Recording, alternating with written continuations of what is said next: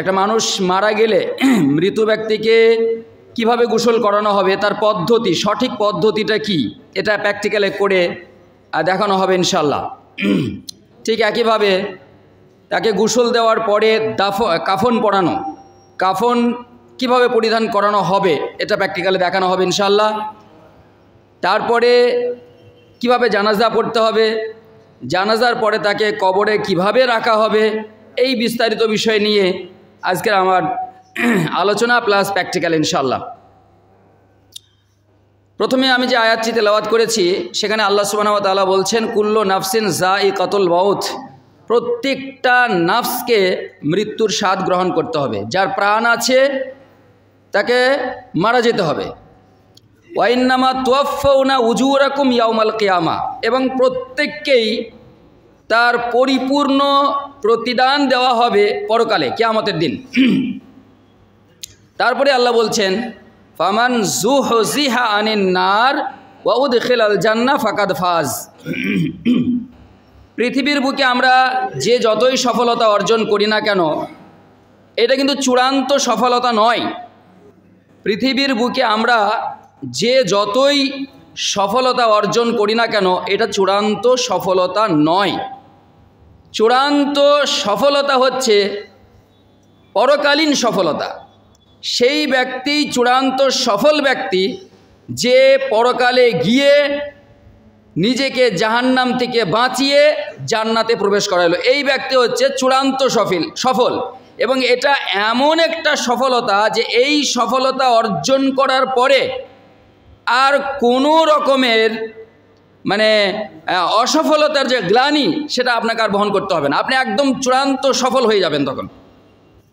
তো এই সফলতা অর্জন করার জন্যই আমাদেরকে পৃথিবীতে পরিশ্রম করতে হবে, আমল করতে হবে, ইবাদত উপাসনা করতে হবে। এই পরিশ্রম, এই আমল, এই ইবাদতেরই প্রতিদান আল্লাহ সুবহানাহু ওয়া তাআলা পরকালে আমাদেরকে দেবেন। ঠিক এরপরে আমি একটা হাদিস পাঠ করেছি যেখানে আল্লাহ রাসূল সাল্লাল্লাহু আলাইহি ওয়াসাল্লাম বলছেন, ইদা মাতাল ইনসানু ইনকাতা আনহু আমালুহু ইল্লা মিন সালাস। মানুষ যখন মারা যায় তখন তার সমস্ত আমলের দরজাগুলিকে বন্ধ করে দেওয়া হয়। যেমন ধরুন আমি এখন বেঁচে আছি, এখন আমি সালাত আদায় করছি, সিয়াম পালন করছি, মানুষের সঙ্গে ভালো ব্যবহার করছি, কোরআন তেলাওয়াত করছি, পিতামাতার সেবা করছি, সব আমার আমল আমার খাতায় লিপিবদ্ধ হচ্ছে, আমল নামায় লিপিবদ্ধ হচ্ছে, ভালো কাজ করছি। কিন্তু যদি এখনই আমি মারা যাই তাহলে আমার এই আমলগুলি সব বন্ধ হয়ে যাবে, কারণ আমি তো এগুলো আর করতে পারবো না, সব বন্ধ হয়ে যাবে। কিন্তু 3টে আমল আছে, যেই আমল 3টে যদি আপনি জীবদ্দশায় করে যান তো মৃত্যুর পরেও আপনার এই আমলগুলির প্রতিদান আপনি পেতে থাকবেন, প্রবাহমান থাকবে, জারি থাকবে। সেগুলি কি? 1 নম্বর সাদকায়ে জারিয়া। আপনি এমন কিছু কাজ করে যাচ্ছেন, এমন সাদকা করে যাচ্ছেন যেই সাদকার বদৌলতে পরবর্তী প্রজন্ম উপকৃত হবে। ধরুন এই মসজিদ তৈরি করতে আপনি দান করেছেন, মসজিদ তৈরি করে দিয়ে আপনি মারা গেছেন, এখানে কিছু আপনার দান আছে। তো যতদিন এই মসজিদ থাকবে আপনি মারা গেছেন, কিন্তু যতদিন মুসল্লিরা এখানে সালাত আদায় করবে, যতদিন পৃথিবী থাকবে ততদিন আপনার জন্য একটা সওয়াবের অংশ কিন্তু ওখানে পৌঁছাতে থাকবে। এটা হচ্ছে সাদকায়ে জারিয়া, প্রবাহমান সাদকা। ঠিক এরকম বহু জিনিস আছে, আমি ডিটেলসে যাচ্ছি না। 2 নম্বরে হচ্ছে ইলমিন ইউনতাফাউ বিহি, এমন কিছু বিদ্যা বুদ্ধি, শরীয়তের শিক্ষা, কোরআন হাদিসের শিক্ষা আপনি কিছু স্টুডেন্টসকে, কিছু আপনার অনগত যারা আছে তাদেরকে আপনি দিয়ে গেলেন, যে তারা আবার পরম্পরা, বংশ পরম্পরা একটার পর একটা স্টেজ বাই স্টেজ দিতে যাচ্ছে, যে এই যে শিক্ষাটা আপনি ছেড়ে গেছেন, তো আপনার এই শিক্ষা দেওয়ার কারণেই পরবর্তী প্রজন্ম উপকৃত হচ্ছে, আবার তার পরবর্তী পরপর উপকৃত হতে হতে চলে যাচ্ছে। তো এর জন্য আপনার কবরে একটা সওয়াব পৌঁছাতে থাকবে। আর 3 নম্বর সেটা হচ্ছে ওয়ালাদিন সালিহ ইয়াদউ লাহু। আপনি যদি সুসন্তান তৈরি করে যান, এই সন্তান যদি আপনার জন্য দোয়া করে, তাহলে এই দোয়ার বদৌলতে আপনার কবরে সওয়াব পৌঁছাতে থাকবে। এক্ষুনি আমাদের মাওলানা আব্দুল হাফিজ সাহেব আলোচনা করছিলেন, যদিও এটা আমার বিষয় নয়, আমি এক্ষুনি ঘুরে যাব, যেহেতু এখন একটা সময়, সেই জন্য 2টি কথা আমি বলবো, বলে আমি আমার প্র্যাকটিক্যাল দেখাবো আপনাদের। দেখুন কতগুলি সময় আছে, সেটা নেকি অর্জন করার কতগুলি সময় আছে। যেমন রমজান মাস অন্যান্য মাসের তুলনায় অনেক বেশি নেকি অর্জন করা যায়। আবার রমজান মাসের মধ্যে লাইলাতুল কদর স্পেশাল নেকি অর্জন করার দিন, সময়, কাল। তো ঠিক এই রকম কতগুলি সময় আছে যখন মানুষ গুনাহের দিকে বেশি দৌড়ায়, যখন মানুষ গুনাহের দিকে বেশি ডুবে যায়, গুনাহ করতে ভালোবাসে, তো বর্তমানে আমরা এমন একটা সময় বা এমন একটা কালের কাছাকাছি চলাফেরা করছি যেটা গুনাহ করার একটা সিজন। এই সময় আমরা যারা গার্জেন কর্তৃপক্ষ আছি, পিতামাতা আছি, অভিভাবক আছি, এদের একটু সজাগ হতে হবে, একটু সতর্ক হতে হবে। এই সজাগ সতর্ক যদি আমরা না হই, যারা আমরা গার্জেন, তাহলে আমাদের সন্তান সন্ততি তারা যদি বিজাতীয় কালচারে ডুবে গিয়ে ওদের সাদৃশ্য পোষণ করে, তাহলে তাদের সেই গুনার ভাগ কিন্তু আপনাকেও নিতে হবে। আমি একটু আগে বললাম যে সুসন্তান যা আপনার মরার পরেও আপনার জন্য কাজে লাগবে, তো এই সুসন্তান তৈরি করতে হবে। সুসন্তান তৈরি করতে গেলে কী করতে হবে? প্রথমত সন্তানকে সদাচার ও সদাচরণ ও শিষ্টাচারের শিক্ষা দিতে হবে। আল্লাহ সুবহানাহু ওয়া তাআলা কোরআনের মধ্যে বলছেন, আল মালু ওয়াল বানুন জিনাতুল হায়াতিদ দুনিয়া। সন্তান এবং সম্পদ এ দুটো দুনিয়ার জিনাত। তাহলে দুনিয়ার জিনাতকে সুন্দর করে লালিত পালিত করে যদি আপনি সুন্দর করতে পারেন, সুসন্তান তৈরি করতে পারেন, তাহলে এটা ভবিষ্যতে গিয়ে আপনার কাজে লাগবে। আর যদি এই জিনাতটাকে আপনি ঠিকমতো লালিত পালিত না করতে পারেন, তো আল্লাহ বলছেন ইয়াউমা লা ইয়ানফাউ মালুন ওয়ালা বানুন, সেই দিনটাকে মনে করো, স্মরণ করো, যেই দিন তোমার এই মাল, এই সন্তান যার জন্য দিন রাত 24 ঘন্টা পরিশ্রম করছো, ছুটে বেড়াচ্ছ, এরা কোনো কাজে আসবে না। এরা কোনো কাজে তো আসবে না, আসবেই না, বরং এরা তোমার জন্য জাহান্নামের কারণ হয়ে যেতে পারে। জি, এই সন্তান, যে সন্তানের জন্য আপনি দিন রাত 24 ঘন্টা ছুটছেন, খাটছেন, পরিশ্রম করছেন, এদেরকে যদি আপনি সুশিক্ষা না দিতে পারেন, তাহলে এরা আবার আপনার জন্য জাহান্নামের কারণও হয়ে যেতে পারে।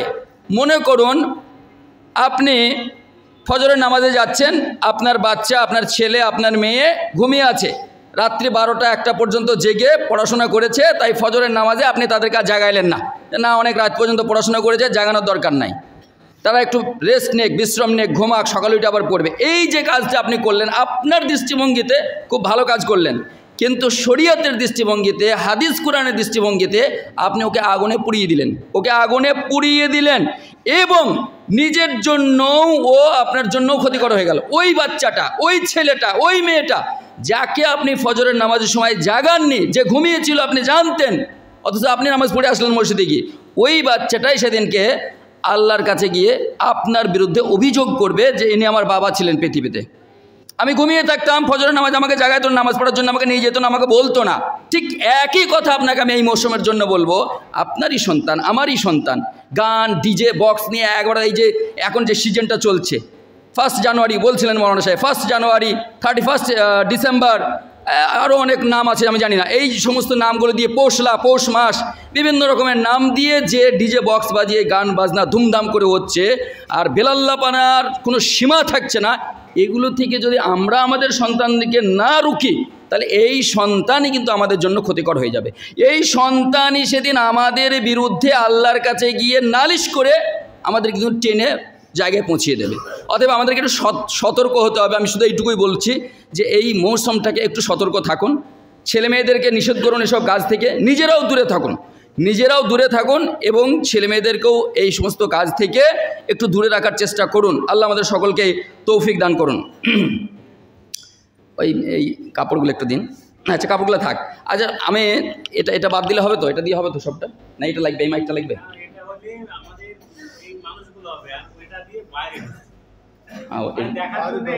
এটা হলে হবে তো? ব্যাস, তাহলে ঠিক আছে, বেশ, তাহলে ওটা লাগছে। তাহলে আমি এখন কোনো আর বক্তব্য বিস্তারিত আলোচনা না করে বিস্তারিত কোনো আলোচনায় যাচ্ছি না, কারণ এমনি সময় অনেকটাই হয়ে গেছে। আমি ঠিক পরপর একটা মাইয়াতকে কিভাবে গোসল দিতে হবে সেই পদ্ধতিটা দেখাবো, তারপরে গোসল দেওয়ার পরে তাকে কাপড় কিভাবে পরাবো, তারপরে তাকে তার জানাজা এবং কবরে কিভাবে রাখবো, এই কয়েকটা জিনিস আমি সংক্ষিপ্ত আকারে দেখাবো ইনশাআল্লাহ। প্রথমেই আমরা মাইয়াতকে, এটা ধরুন একটা মাইয়াত, আমরা মেনে নিচ্ছি এটা একটা মাইয়াত, একে লাশ, এটাকে আমরা গোসল দেব। তো একটা জিনিস না,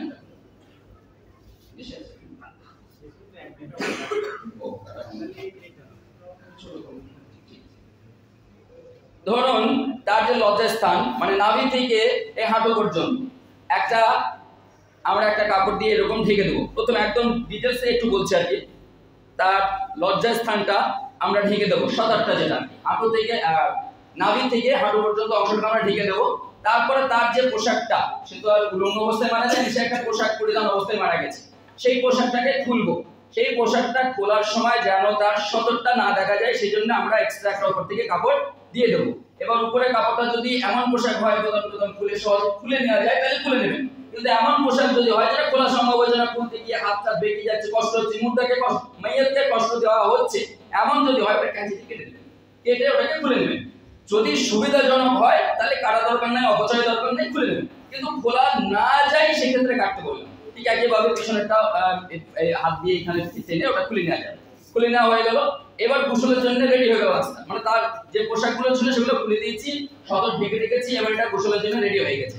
গোসলে প্রথমেই যেটা আমরা করব সেটা হচ্ছে, এই কথাটা বলছি তবে এটা নিয়ে খুব বাড়াবাড়ি হয় সমাজে, এটা কিন্তু করা যাবে না। কি বলুন তো, গোসলের আগে হালকা করে পেটে চাপ, কিন্তু খুব বেশি না। মানে কি করে এই যে গ্লাসটাকে তুলে বসিয়ে এই জোরে জোরে চাপ দেন, এটা কিন্তু করা যাবে না, এটা নিষেধ আছে, এটা করা যাবে না, এটা করা যাবে না। এটা যদি জোরে জোরে চাপ দিয়ে যদি মল বার করার চেষ্টা করেন তার মানে ওনাকে কষ্ট দেওয়া হচ্ছে।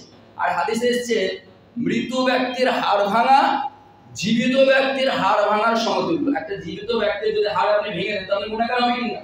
ঠিক তেমনই মৃত ব্যক্তিকে কষ্ট দিচ্ছেন মানে আপনি জীবিত ব্যক্তিকে কষ্ট দিলে যে গুনাহগারটা হন সেই রকমই গুনাহ আপনার হবে। এই জন্য কোনো রকমের ওনাকে কষ্ট দেওয়া যাবে না। এখানে আমি কয়েকটা কথা বলে দিই, জাস্ট একটু উপরে আপনি হাতটা তুলে দেন, যদি কিছু মল হয়তো এসে গেছে, মল তার চলে এসেছে, সেটা যাতে পরিষ্কার করে নিয়ে যায় সেই জন্য হালকা একটা হাত বুলিয়ে উনি আরামসে ওনাকে রেখে দেন। আর যেগুলো করবেন না সেগুলোর মধ্যে যেমন অনেক সমাজে প্রচলন আছে মৃত্যুর ব্যক্তির নাখুন কেটে দেওয়া, মোচ কেটে দেওয়া, নাভির নিচে লোম পরিষ্কার করে দেওয়া, এইগুলি কোনোটাই করা যাবে না, এগুলি কোনোটাই করা যাবে না। এই ব্যাপারে কোনো হাদিস নেই। মানুষ মারা গেছে, তার সব কিছু বন্ধ হয়ে গেছে, তার জন্য আপনাকে আর ওগুলি কিচ্ছু করতে হবে না। যেটা করতে হবে সেটা গোসল দিতে হবে। কিভাবে গোসল দেবেন এবার আমি আপনাকে বলি। গোসল দিতেই প্রথমে আপনাকে ওযু দিয়ে শুরু করতে হবে। আমরা নামাজে যেভাবে ওযু করি ঠিক একদম সেম ওইভাবে ওযু করা যাবে। যেভাবে আমরা নামাজের জন্য ওযু করি সেইভাবে ওনাকে ওযু দিয়ে গোসলটা শুরু করতে হবে। ওযুটা তাহলে আমি কিভাবে দেব? একটা লাশি আছে, মানে তার দুই পাশে দুটো হাত আছে, হাত দুটো আমরা একটু তুলে নেব। প্রথমে আমরা ওযু দিয়ে কি করি? কবজি পর্যন্ত 3 বার ধৌত করি। তাহলে দুটো হাতকে আমি এখানে উপরে তুলে নিলাম, দিয়ে একজন পানি ঢেলে দিল আর একজন ওরা এরকম ভাবে কবজি পর্যন্ত এটাকে 3 বার ধুয়ে নিলাম। ওযুর যা নিয়ম পুরো 3 বার আপনি ধুয়ে নেবেন। কবজি পর্যন্ত ধোয়া হয়ে গেল। এরপর আমরা কি করি? কবজি পর্যন্ত ধোয়ার পরে কুলি করে নাকে পানি দিই। তো একজন মৃত ব্যক্তি একে তো কুলি করানো বা নাকে পানি দেওয়া যাবে না, কারণ সে নাকে ছাড়তে পারবে না, কুলিও করতে পারবে না। তো এই ক্ষেত্রে যেটা করবেন, একটা কাপড়, পরিষ্কার কাপড় একটু ভিজিয়ে নিয়ে ওই দাঁতটাকে একটু রুইয়ে নেবেন, ওই একইভাবে ভিজে কাপড়টা নাকে এই ছিদ্রগুলো একটু দিয়ে বের করে নেবেন। ব্যাস, তার মানে তাকে কুলি করানো এবং নাকে পানি দেওয়া হয়ে গেল। এরপরে কি করবেন?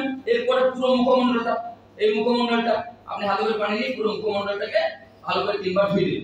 তারপরে কোণী পর্যন্ত হাতটা 3 বার, প্রথমে ডান হাত তারপর বাম হাত 3 বার ধুয়ে দিলেন। ডান হাত বাম হাত ধোয়া হয়ে গেল। এরপরে আপনি কি করবেন? মাথা মাসা করবেন। মাথায় হাতে পানি নিয়ে পুরো মাথাটা প্রত্যেক সামনে দিকে নিয়ে পিছনে নিয়ে গেলেন, আবার পিছন দিকে সামনে নিয়ে এসে মাথা মাসা করবেন। ঠিক একইভাবে কান মাসা করবেন। মাথা মাসা হয়ে গেল, কান মাসা হয়ে গেল। এরপরে ডান পাটা ধুয়ে দেবেন, তারপরে বাম পাটা ধুয়ে দেবেন। ওযু কমপ্লিট, ওযু কমপ্লিট। এরপরে গোসল দেওয়া শুরু। এটাও কিন্তু গোসলেরই একটা অঙ্গ ওযুটা। এবার কি করবেন? ডান দিক থেকে ধোয়া দিয়ে শুরু করবেন। তার আগে মাথাটা ধুয়ে দেবেন। ডান দিক থেকে ধোয়ার আগে আপনি পুরো মাথাটাকে ভালো করে মাথাটাকে ভিজিয়ে নেবেন, মাথাটা ভালো করে ধুয়ে নেবেন, পুরো মাথাটা এখান থেকে গলা থেকে মাথাটা পুরো ধুয়ে নেবেন। তারপরে ডান দিক, এই যে ডান দিকটা, এখান থেকে এই ডান দিকটায় আপনি পানি দেন, দিয়ে ডান দিকটা ধুয়ে নেন। এবার একটুখানি এভাবে চাগিয়ে এই পাঁচটা ডান সাইডটা যেতে পানি যায় তার জন্য একটু এভাবে চাগাবেন। দুজন থাকবে সহযোগী, তারা সহযোগিতা করবে। আপনি মগে করে পানি নিচে এরকম পিঠের তলা দিয়ে দেবেন, দেখবেন পুরোটাই ডান দিকটা ভিজে যাচ্ছে। ওই যদি বাম দিকেও চলে যায় কোনো অসুবিধা নেই, মানে কাজটা শুরু করতে হবে ডান দিক থেকে, এই হচ্ছে মূল কথা। ঠিক আছে, ডান দিকটা প্রথমে আমাকে ধুয়ে নিতে হবে। এবার ডান দিকটা ধুতে গিয়ে বাম দিকটা ভিজে গেল, কোনো অসুবিধা নেই। ঠিক আছে, এবার এই দিকটা যখন হয়ে গেল ঠিক একইভাবে এবার বাম দিকটা উপরটা প্রথমে পানি দিয়ে দেবেন, তারপর ফের লাস্টে একটু এইদিকে একটু মানে কাট করে পিছনে এই দিকে পানি দেবেন, মগ দিয়ে দেখবেন এই বাম দিকটা পুরো ভিজে যাবে। ডান দিক হয়ে গেল, বাম দিক হয়ে গেল, মানে একবার আপনি পুরো লাস্টটাকে গোসল দিয়ে ফেললেন। এইবার দ্বিতীয়বার আপনি যেটা করবেন সেটা হচ্ছে সাবান দেবেন। দ্বিতীয়বারে আপনি সাবান দেবেন, প্রথমে মাথাটাকে সাবান দিয়ে ভালো করে ধুইলেন, দ্বিতীয়বার শুরু হচ্ছে। মানে মূল এই দ্বিতীয়বার এই জন্য বলতে হচ্ছে যে হাদিসে যে শব্দগুলি এসেছে বেজোড় সংখ্যায় গোসল দিতে বলা হয়েছে। 3 বার, 5 বার, না হলে 7 বার, আপনি ইচ্ছা মতো দেন, কিন্তু সংখ্যাটা বেজোড় রাখুন, ঠিক আছে? তাহলে আপনি দ্বিতীয়বার কি করলেন, সাবান দিলেন ভালো করে, সাবান দিয়ে দ্বিতীয়বার ঠিক একই ভাবে ধোবেন। এই প্রথমে ডান দিকটা ধুলেন, তারপরে বাম দিকটা ধুলেন, প্রথমে মাথাটা, তারপর ডান দিক, তারপর বাম দিক, দ্বিতীয়বার হয়ে গেল। তৃতীয়বার আবার আপনি ঢালা পানি দিয়ে ধুয়ে দেন, হয়ে গেল গোসল। আর যদি আপনার মনের মধ্যে প্রশ্ন থাকে না এখন পরিষ্কার হয় না, আমি আবার দেব, তাহলে আবার আরো 2 বার দিন। 3 বারে যদি না হয় তাহলে আরো 2 বার দিন, ওই একই নিয়ম, কিন্তু প্রথমে ডান দিক মাথা, ডান দিক বাম দিক, ঠিক আছে? 5 বার করে আপনি গোসলটা কমপ্লিট করুন। এই গোসল মোটামুটি কমপ্লিট হয়ে গেল। মানে জিনিসটা অনেকেই যে একদম সহজ বিষয়, কিন্তু সিম্পল একটা বিষয়, গোসল দেওয়াটা কোনো জটিল কিছুই নয়, কিন্তু যেহেতু মানুষ এটা দেখতে পায় না, ঘেরা থাকে যখন গোসল দেয়, সবাই জানে না, ফলে অনেকের কাছে খুব ভারী মনে হয় যে কি জানি একটা মানুষ মারা গেছে, তাদের ফ্যামিলির মধ্যে অনেকে হতবাক হয়ে যায় যে কে গোসল দেবে, মানে একটা বিশৃঙ্খলা সৃষ্টি হয়ে যায়, কেউ ডেকে পায়। কিন্তু জিনিসটা খুবই সিম্পল, একটুখানি দেখলেন, আমি যে বললাম এইটুকু কাজ, আর কিছু নেই, শুধু এইটুকু কাজ হয়ে গেল, গোসল দেওয়া শেষ, কমপ্লিট। আচ্ছা, মায়াতে শুয়ে প্রথম ফার্স্টে যখন বিছানায় শোয়ালাম, জি, তখন একটা ঢালা পানিতে ধুয়ে তারপর উজু করা ঠিক হয় না? না, এরকম তো কিছু আসেনি। ফার্স্ট অজু দিয়ে শুরু এসেছে, অজু দিয়ে শুরু, অজুর আগে কোনো ঢালাও পানি দেওয়ার কথা বলা হয়নি। আপনি ঢালাও পানি বলতে আপনাকে তো দেওয়া হচ্ছে অপশন।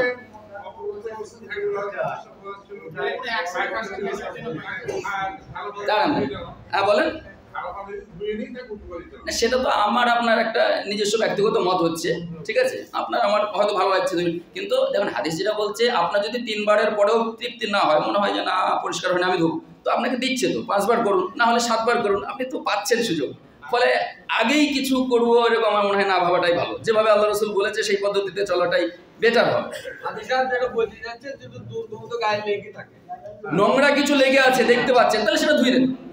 নোংরা যদি আপনি দেখতে পাচ্ছেন চাক্ষুষ যে কোনো জায়গায় নোংরা লেগে আছে, যেমন ধরুন আমি পেটটা হাত বলে বললাম, ঠিক বলেছেন, পেটটা একটু হাত বলে আপনি দেখলেন যে পায়খানা দ্বারা কিছু চলে এসেছে, তাহলে ওই ডান দিক বাম দিক মাথা অজু এগুলো সবগুলির আগে আপনি ওই নোংরাটা পরিষ্কার করে দেন। একদম রাইট, হ্যাঁ ঠিক বলেছেন আপনি। যদি আপনি দেখতে পান যে আমি হয়তো পেটে একটু হাত বলে দিলাম, পায়খানা দ্বারা কিছু নোংরা এসে গেছে, একজন বলে কথা নাই, আপনি সহযোগিতায় 3 জন 4 জনও থাকতে পারেন, হ্যাঁ নিতে পারেন, অসুবিধা নেই। একজন তো পারবেন না, আপনাকে যে একটা আপনি কাজ করতে বাম দিক লোক লাগে, একা পারবেন না, দুশো দিকে 2-3 জন কমপক্ষে লাগবে, হ্যাঁ 3 জন তো লাগবে না, আরো করার কথা আছে, জি না।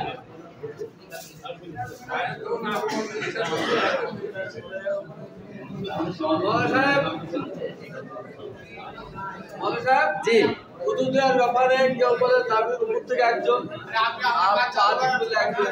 আচ্ছা বলছি, আমি আমার এটাকে কমপ্লিট করে নিই, তারপরে প্রশ্নগুলো আপনারা করবেন। এখানে মৌলানা সাহেব আছেন, হেডমুদারিস আছেন, আমাদের সভাপতি সাহেব আছেন, ওনারা উত্তরগুলো দেবেন, আমি আমার কাজটা কমপ্লিট করছি, ঠিক আছে? যাদের যা প্রশ্ন আছে কাইন্ডলি আপনারা পরে প্রশ্ন করুন, ঠিক আছে? আচ্ছা, এবার আমরা মাইয়াতটাকে কাফন পরিধান করাবো, ঠিক আছে? তাহলে এটাকে আমি একটু নামিয়ে রাখছি, তারপরে কাফনটা আমরা দেখিয়ে দিচ্ছি। কাফন পরিধান করাবো। কাফনের কাপড় 3খানা, কাফনের কাপড় হচ্ছে 3খানা। প্রথম যেটা বিছাবো সেটার নাম হচ্ছে লিফাফা।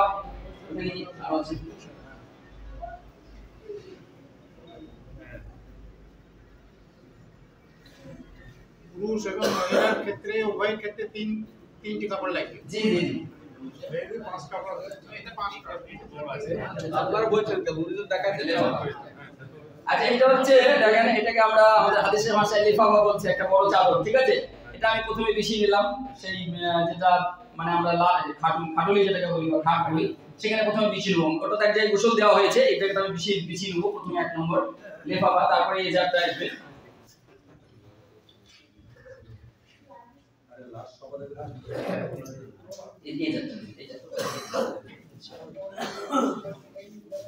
এরপরটা হচ্ছে এজার 2 নম্বর।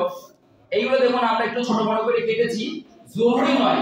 যদি কেউ মনে করেন যে 3টে কাপড়ই সমান আকারে থাকবে, কোনো অসুবিধা নেই। আবার বলছি, 3টে কাপড়ই যদি সমান হয় কোনো অসুবিধা নেই, 3টে কাপড় সমানেই আপনি দিতে পারবেন। আর যদি কেউ একটু ছোট বড় করে নেন যে লেফাফাটা একটু বড়, তারপরে এজারটা তার চেয়ে একটু ছোট হবে, তারপরে কামিজটা হবে, তাতেও কোনো অসুবিধা নেই, ছোট বড় হওয়াতে কোনো সমস্যা নেই। আর এটা হচ্ছে আমাদের কামিজ এইরকম, এটাকে এইভাবে বিছিয়ে নিলাম। তারপরে এই যে অংশটা এটাকে আমি মাথার কাছে এরকম জোর করে রেখে দিলাম, এইটা নিচের দিকে যাবে, তাই তো?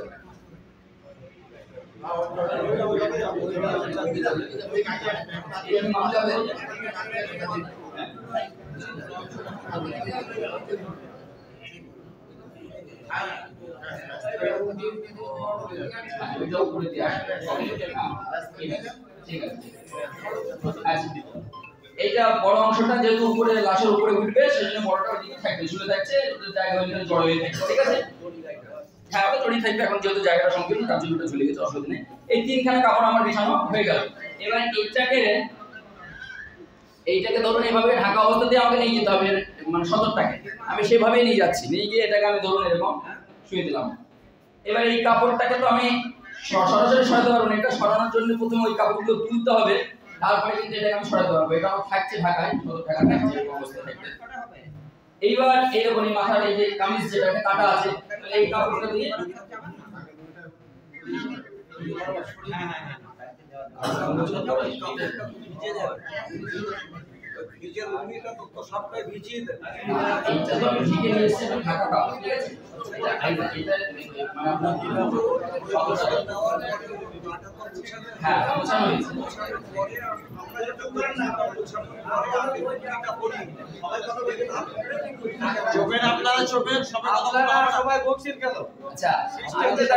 দেখুন এখানে তিনটে কাপড়ে আমি বিছিয়ে নিয়েছি, এটা একটা নিয়ম। আর যেটা উনি বলছেন যে আমি লুঙ্গিটা গোসল দেওয়ার পরে ওখান থেকেই পরিয়ে নিয়ে আসবো, নিয়ে আসতে পারেন, অসুবিধা নেই। আপনি যদি লুঙ্গিটা মনে করেন ওখান থেকে তাহলে এই কাপড়টা আসবে না, এই কাপড়টা তাহলে আসবে না, ওই যে ওখান থেকে লুঙ্গিটা পরিয়ে নেন, কোনো অসুবিধা নেই, লুঙ্গিটা আপনি পরিয়ে নিয়ে আসতে পারেন। আর আমি এখানে তিনটে কাপড়ে বিছিয়েছি, আমি পরপর দেখিয়ে দিচ্ছি। এখানে একটা আমি কামিজটাকে দিলাম, এই কামিজটা দিয়ে মোটামুটি সতর্কতা যখন ঢেকে যাবে তখন এটা আমি আরামসে টেনে নিতে পারবো, পিছন থেকে এরকম টেনে নিলে এটা চলে আসবে, এই কাপড়টা চলে গেল, এটা তার দরকার নেই।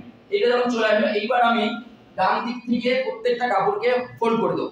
প্রথমে ডান দিকের কাপড়টা তুলবো, এক নম্বরটাই এটা ফোল্ড করলাম, আবার বাম দিকেরটা উঠে এর উপরে চলে আসবে, এটা চলে আসলো। এরপর দ্বিতীয় কাপড়টা এজারটা ডান দিকটা আগে তুলে দিলাম, তারপর বাম দিকটা চলে আসবে।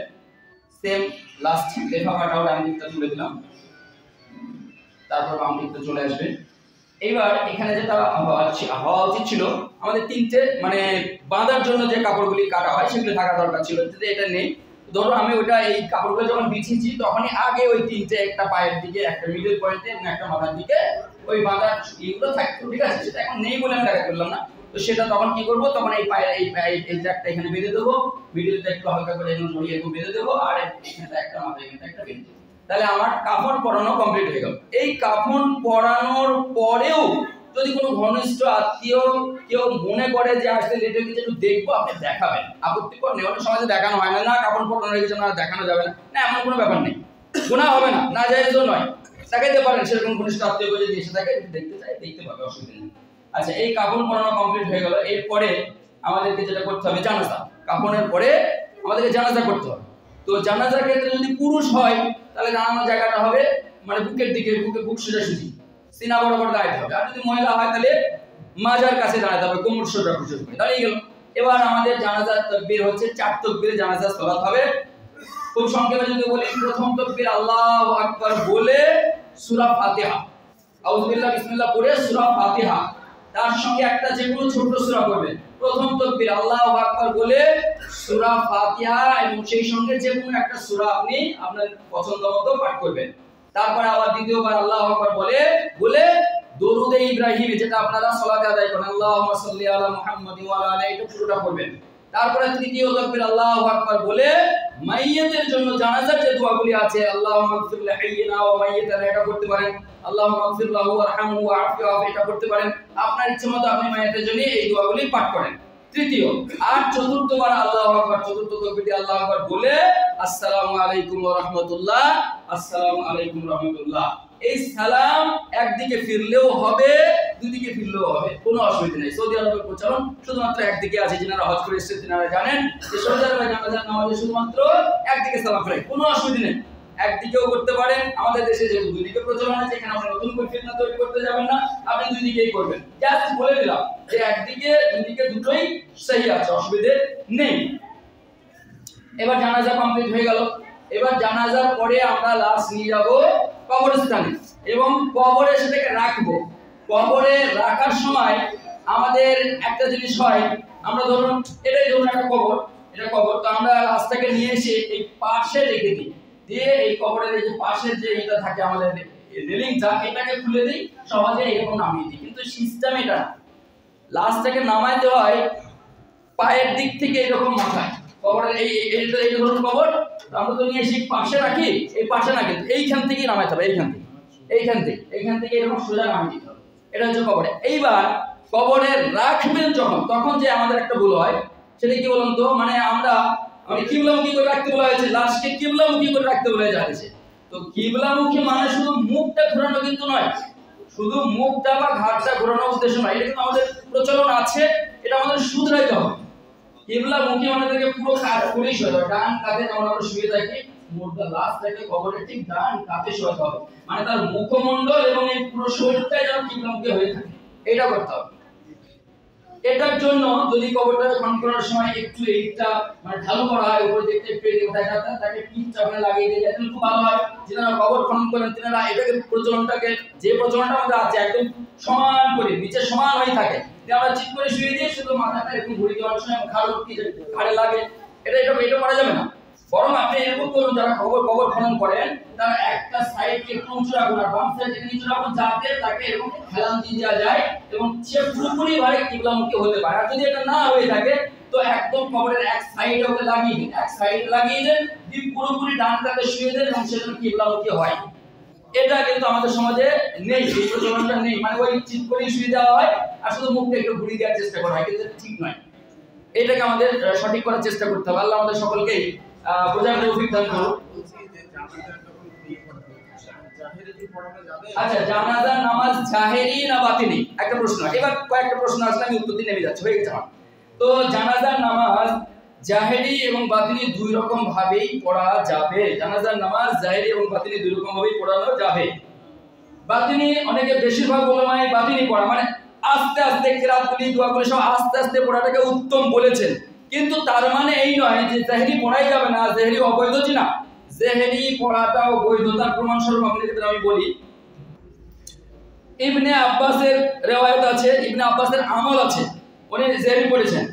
তারপরে ওই যে নবীজি একটা জানাজা পড়ালেন, তো একজন সাহাবী ইচ্ছা পোষণ করলেন ওই দুয়াটা শুনে, যে যদি আমি এখানে জীবিত না হই, ওই মাইয়াত আমি হতাম, তাহলে কতটা ভালো হবে। এই যে উনি ইচ্ছা পোষণ করলেন, তো কিভাবে ইচ্ছা পোষণ করলেন, মানে নবীজি কত সুন্দর একটা দোয়া করলেন ওই মাইয়াতের জন্য, ওটা উনি কানে শুনতে পেয়েছিলেন।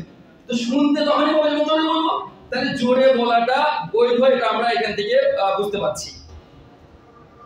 তাছাড়াও যেমন ইবনে উমরের রিওয়ায়াত আছে, ইবনে উমর জোরে পাঠ করলেন, তারপরে ওনাকে জিজ্ঞাসা করলো কেন, তো বললো যে আমি যাতে মানুষ জানতে পারে যে এখানে সূরা ফাতিহা পাঠ করা সুন্নাত, এটা যারা জানতে পারে তাদের। তো মানুষকে জানান দেওয়ার জন্য কেউ যদি জোরে পড়ে, অবৈধ না যায়, হারাম বলা যাবে না, পড়া যাবে, দুটোই জায়েজ আছে। মেয়ে আর ছেলে দুই কি তিনটে কাপড়? জি, আমাদের সমাজে মেয়েদের জন্য 5 কাপড়ের প্রচলন আছে, হাদিসে একটু দুর্বল আছে, ওদের 3 কাপড়ে দুটোই সুন্নাত। কেউ যদি দেয় 5 কাপড়, খুব বেশি বাড়াবাড়ি করার জিনিস এগুলো নয়, বাড়াবাড়ি করবেন না, দিয়ে দেন, অসুবিধা নেই। জি, দেখেন মেয়েদেরকে গোসল দেবে মেয়েরা, কিন্তু মেয়েদেরকে গোসল দেবে মেয়েরা, দিতে পারবেন না তো গোসল, যদি বুক করে দেখে। আমি ওই জন্যই কথাটা বলতে গেলাম যে মেয়েদেরকে গোসল দেবে মেয়েরা, ঠিক আছে, ছেলেদেরকে ছেলেরা, তো সেই ক্ষেত্রে ওই পর্যন্ত ঢেকে রাখলে, বুঝতে পেরেছেন। হ্যাঁ, এবার আমি আপনাদের যা প্রশ্ন আছে আমি কয়েকটা কথা বলে দিই এখানে জানার জন্য। দেখেন যে এই যে মৃত ব্যক্তিকে গোসল দেওয়ার সবচেয়ে বেশি হকদার কে, ছোট্ট করে বলে দিই, মানে প্রশ্ন আসলে অনেক হয়ে যাবে। তো মৃত ব্যক্তিকে গোসল দেওয়ার সবচেয়ে বেশি হকদার কে, এই ক্ষেত্রে যদি দেখি বাপ বেটা, এদের মধ্যে কেউ যদি মারা গেছে, বাপ মারা গেছে অথবা বেটা মারা গেছে, তো বাপ বেটাকে গোসল দেওয়ার হকদার বেশি, আর বেটা বাপকে গোসল দেওয়ার হকদার বেশি, বুঝলেন। ঠিক এরকম ভাবে মা বেটি যদি হয়, তো মা বেটিকে, অনেক বেটি মাকে, যে কেউ মারা যেতে পারে, বেটি মারা যেতে পারে অথবা মা মারা যেতে পারে, তো মা বেটি আর বাপ বেটা এর হকদার বেশি। কেন? কারণ এখানে আমি একটু আগে বলছিলাম যে মৃত্যু ব্যক্তিকে কষ্ট দেওয়া যাবে না, তো সবচেয়ে বেশি আমরা সন্তানকে ভালোবাসি, তাহলে আমি সন্তান, আমার বাবা যদি আমাকে গোসল দেয় তিনি কিন্তু খুব মানে আমাকে আদর করে গোসলটা দেবে, আমার যদি কষ্ট না হয় সেটা এত দয়া। আমার মা যদি আমাকে গোসল দেয়, আমার বাবা যদি আমাকে গোসল দেয়, সবচেয়ে বেশি আদর করে দয়া করে দেবে, যাতে আমার কষ্টটা না হয়। এই জিনিসগুলিকে অগ্রাধিকার দিতে গিয়ে ওলামায়ে কেরামরা বলেছে এই কথাগুলি। ঠিক আছে, ঠিক একইভাবে একটা প্রশ্ন আসতে পারে, তার মানে এই নয় যে ওইটাই ওইভাবে দিতে হবে এমন নয়। যদি বাপ না জানে, মা না জানে, অন্য দেবে, মা বাবাকে দিতে হবে। এরকম এটা উত্তম বললাম যদি তারা জানকার ব্যক্তি হয়, শরীয়ত সম্পর্কে জ্ঞান থাকে তবে।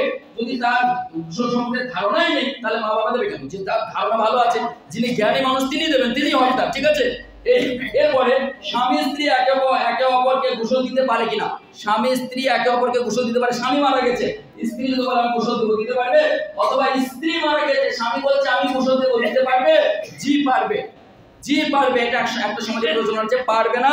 বরং মারা গেলেই স্বামী মারা গেলেই স্ত্রীকে সরিয়ে দেওয়া হয়, দেখতে দেওয়া হয়। এটা ভুল প্রথা, এটা ভুল প্রথা। কেন বলুন তো? মানে বলে যে স্বামী মারা গেছে মানে ও আর তার স্ত্রী নেই। যদি তার স্ত্রী না থেকে থাকে, আপনি একটা কথা চিন্তা করুন, ওর স্বামীর সম্পত্তির ভাগ পায় কি?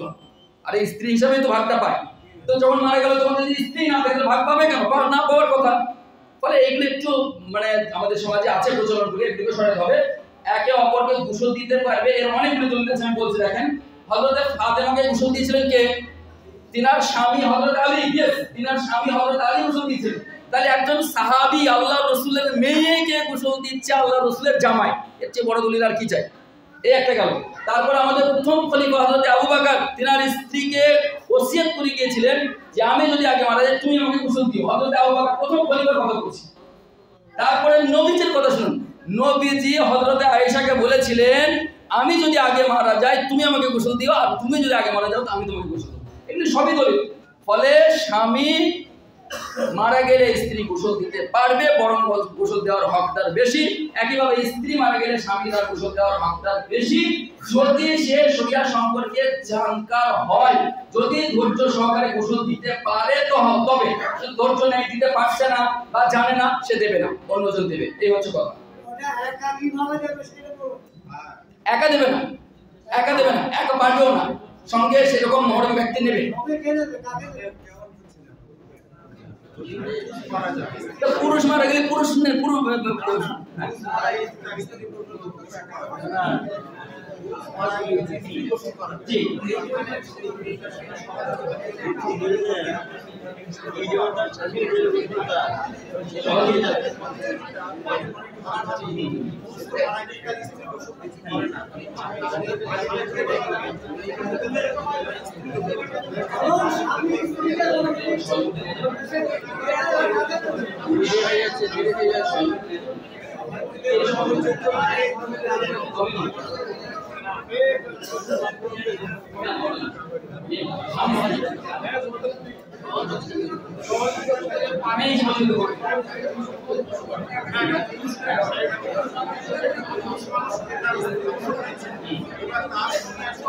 আচ্ছা, আপনারা চুপ করুন, উত্তরটা দেওয়া হচ্ছে।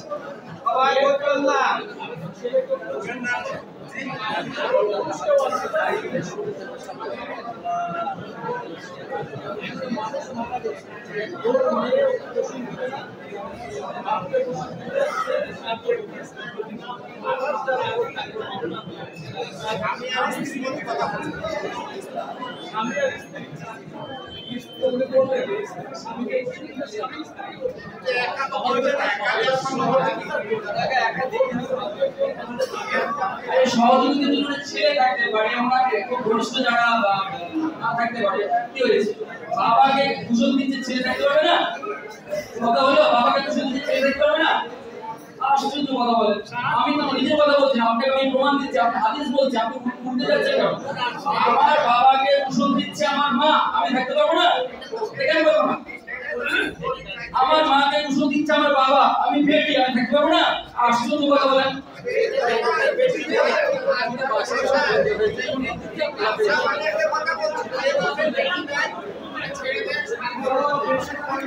মূল কথা হচ্ছে আমি যে কথাটা বললাম এই কথা হচ্ছে হাদিসের কথা, আমার ব্যক্তিগত ইন্ধন বা আমার ব্যক্তিগত সম্পদ নয়। আপনি মানলে আপনার মঙ্গল, না মানলে আপনার বিশেষ ব্যাপার। যেটুকু হাদিসে আছে আপনাকে শোনানো হলো, আল্লাহ আপনাদের বোঝার তৌফিক দেন। যাই হোক, না আমি পণ্ডিতটি দেখাইতেও যাইনি, আমি পণ্ডিত নয়। আল্লাহ আপনাকে আরো বড় পণ্ডিত করুক, আপনি আরো বুঝেন হাদিস কোরআন। আলহামদুলিল্লাহ, জাযাকাল্লাহ। আমি এখান থেকে শেষ করছি। আল্লাহ আপনাদের সকলকে হাদিস কোরআন বোঝার, আমাকে সর্বপ্রথম আমাকে বোঝার এবং তারপরে আমল করার তৌফিক দান করুক। তারপরে আপনাদের সকলকে হাদিস কোরআন বুঝে হাদিস কোরআন অনুপাতে জীবন যাপন করার তৌফিক দান করুক। সামাজিক প্রথা রীতিনীতিকে যেন আমরা বর্জন করতে পারি। আল্লাহ তুমি আমাদের সেই তৌফিক দান করো। আমিন। আসসালামু আলাইকুম ওয়া রাহমাতুল্লাহ।